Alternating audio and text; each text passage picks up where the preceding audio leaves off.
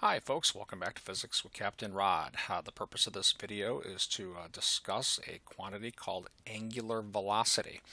So first of all, let's chat about these three pictures I have here and talk about some of the things they have in common. So here's a picture kind of the Earth here, and hopefully everybody's familiar with the fact that the Earth is revolving about an axis.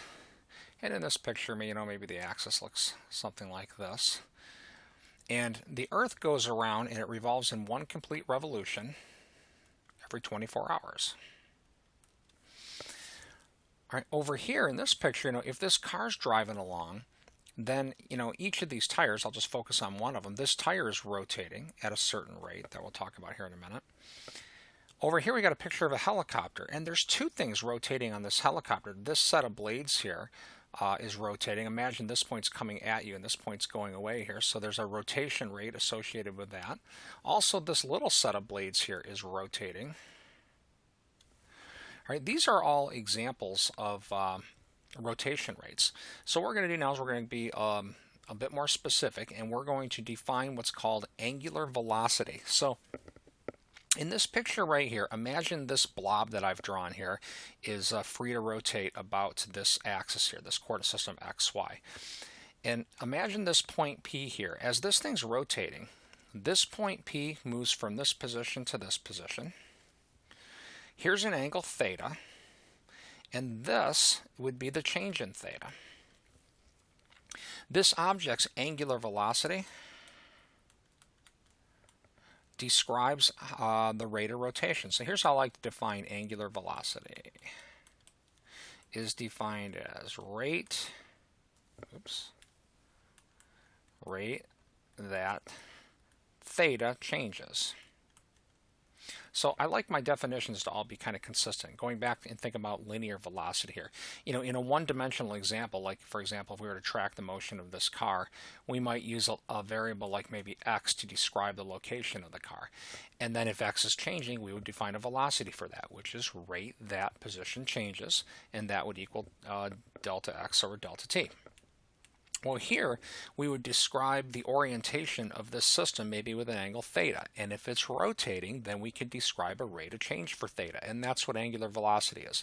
So angular velocity is defined as rate that theta changes. This is the Greek letter omega. In most books I see that's used to represent angular velocity. So when it's calculated, that's equal to change in theta over change in time. Now this would give what's called the average angular velocity. Right? If you're familiar with concepts from calculus, the instantaneous angular velocity would be the time derivative of theta with respect to t. So we would say d theta dt. Now, theta can be measured several different ways. We've got degrees and radians, or we could even kind of measure it in revolutions. So like the degree per minute or the degree per second, those are units of angular velocity.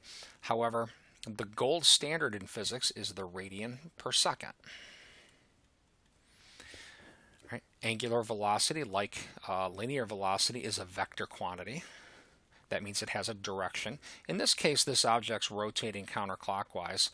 In most problems, counterclockwise or clockwise is good enough, but objects tend to have what's called an angular velocity vector, or let me restate that. The direction of the angular velocity vector is defined by what's called right-hand rule. And I've got other videos for right-hand rules, and if you're not familiar with those, you may want to take a look at those before you see this. But in this case, if this thing is rotating counterclockwise, the actual angular velocity vector would point right at you basically, or in an XYZ coordinate system, it points in the k direction. And again, that's because of what's called right-hand rule. You just kind of roll your fingers in the direction of rotation. Your thumb tells you the direction of the angular velocity vector. So the intention of this video is to not get into the three-dimensional description of angular velocity, just to introduce it as a concept here. So angular velocity is the rate that theta changes. This is how it's calculated, delta theta over delta t, or in the language of calculus, that's a d theta dt. This can be measured in revolution per minute, or degrees per second, or radian per second.